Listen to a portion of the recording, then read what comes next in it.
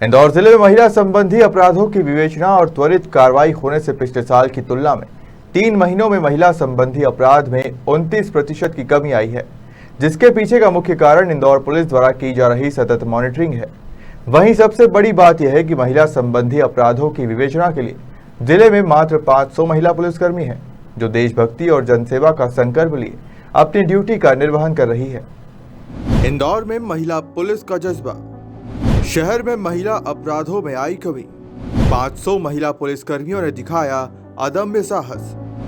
तेजी से बढ़ते इंदौर में महिला पुलिस की मांग। प्रदेश की आर्थिक राजधानी इंदौर, जिसकी जनसंख्या 40 लाख है और इस जनसंख्या का आधा हिस्सा महिलाओं का है, ऐसे शहर में इस आधी आबादी से जुड़े मुद्दों को समझने, सुलझाने और निपटाने के लिए महज 500 महिला पुलिसकर्मी इंदौर जिले में पदस्थ हैं।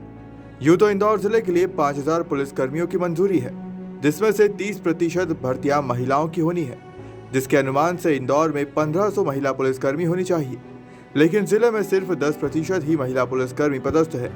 यानी कि इंदौर पुलिस की महिला डेस्क पर 500 महिला पुलिसकर्मी पदस्थ हैं, जो कमिश्नर सिस्टम के अंतर्गत महिला संबंधित अपराध की विवेचना और त्वरित कार्रवाई में अपनी महत्वपूर्ण भूमिका अदा कर रही है। इन सभी कठिनाइयों के बावजूद बड़ी बात यह है कि महिला पुलिस बल की संख्या कम होने के बावजूद भी महिला संबंधी अपराधों में पिछले साल की तुलना में 29% की कमी आई है, जो कि इंदौर जिले में पदस्थ महिला पुलिसकर्मियों की देशभक्ति और जनसेवा को दर्शाता है। एडिशनल डीसीपी मनीषा पाठक सोनी के अनुसार इंदौर जिले में महिला पुलिसकर्मियों की संख्या कम है, जिसे बढ़ाया जाना आवश्यक है। दरअसल ऐसा सिर्फ हम ये कहें कि कमिश्नरी के बाद ही महिलाओं के लिए फोकस हुआ है, ऐसा नहीं है। मध्य प्रदेश शासन की ही प्रमुख रूप से संवेदनशीलता है कि महिलाओं के प्रति होने वाले अपराधों में कमी आए और महिलाओं का सम्मान और उनकी सुरक्षा सुनिश्चित की जाए। तो मध्य प्रदेश शासन और पुलिस मुख्यालय के दिशा निर्देश हैं जो सभी पर लागू हैं। पर कमिश्नरी बनने के बाद जो इंदौर में परिवर्तन आया है वो ये आया है कि बड़ी संख्या में यहाँ अधिकारी सीनियर रैंक पर आए हैं, जो कि काम को ज़्यादा फोकस होकर के देख पा रहे हैं और शिकायतों का फीडबैक भी रेगुलर लिया जा रहा है, जिसके कारण अब जो महिला डेस्क हैं उनके ऊपर एक तरह से कहना चाहिए कि मॉनिटरिंग कहीं ज़्यादा बड़ी तरीके से, अच्छी बारीक तरीके से संभव हो सकी है। और जो असामाजिक तत्व हैं उनके प्रति होने वाली जो सख्त कार्यवाही है, प्रतिबंधात्मक कार्यवाही है, उसका असर भी कहें और इन्वेस्टिगेशन अच्छा होने का प्रभाव भी कहें, इनके कारण पिछले 3 महीने में क्राइम अगेंस्ट विमेन की संख्या में बहुत बड़ी कमी आई है। अगर आंकड़े हम देखें तो लगभग 29% की कमी पिछले साल की तुलना में है। तो अभी भले ये एक शुरुआती दौर है, हमारे प्रयास इंदौर पुलिस के सभी लोग मिलकर इसको कर रहे हैं, ये प्रयास है। अब इसमें अगर हम बात करें कि महिला डेस्क में हमारे महिला कर्मचारी कितने हैं, तो टोटल इंदौर की जो पूरे ज़िले की सैंक्शन स्ट्रेंथ थी वो 5000 थी और उसमें महिला बल जो है वो 500 है। तो आप देखें कि मात्र 10% महिला बल है हमारे पास, जबकि आरक्षण के हिसाब से देखें तो 30% होना चाहिए, पर इसको समय लगेगा।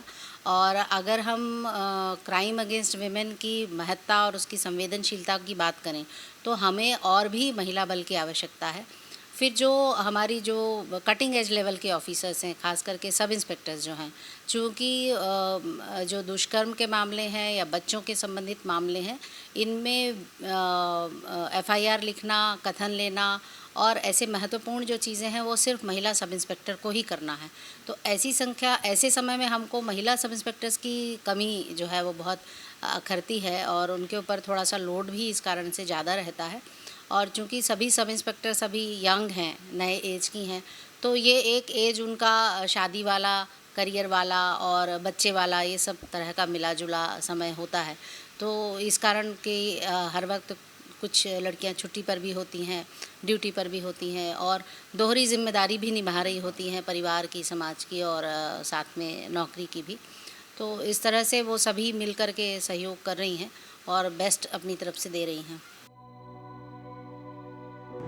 एडिशनल डीसीपी मुख्यालय मनीषा पाठक सोनी के अनुसार महिला पुलिसकर्मी दोहरी भूमिका में रहती है, एक तरफ पारिवारिक जिम्मेदारी और दूसरी तरफ अपनी ड्यूटी का निर्वहन करना। ऐसे में एक महिला पुलिसकर्मी के सामने कई तरह की चुनौतियां आती है। ऐसे में जरूरी है कि पारिवारिक स्तर पर भी उन्हें पूरी तरह से सपोर्ट मिले।